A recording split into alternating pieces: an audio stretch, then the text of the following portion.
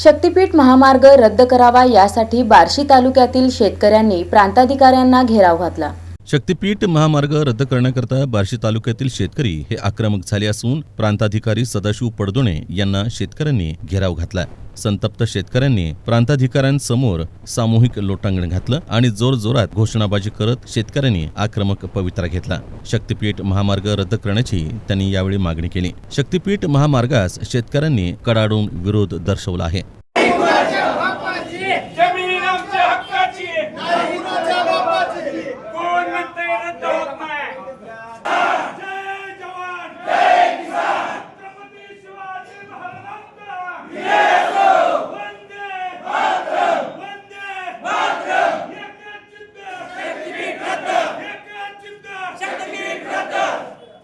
गोळ्या घाला पण महामार्ग रद्द करा अशा शब्दात संतप्त शेतकऱ्यांनी आपल्या भावनेला वाट मिळवून दिली।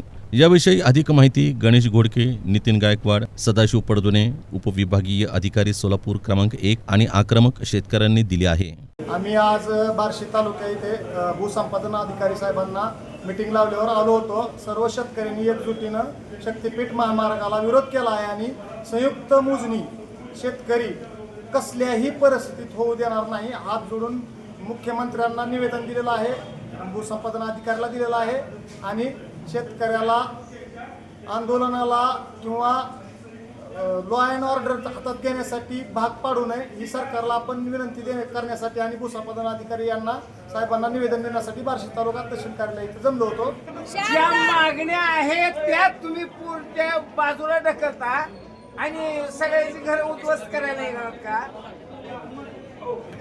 छोटे छोटे शेतकरी त्याच्यात त्यांची कुटुंब बरबाद होतात आणि त्या शेतकऱ्यांवर अन्याय करायला निघतात। आणि मन की बात आपलं सरकार कसलं आपलं सरकार शेतकऱ्याच्या हिताचं।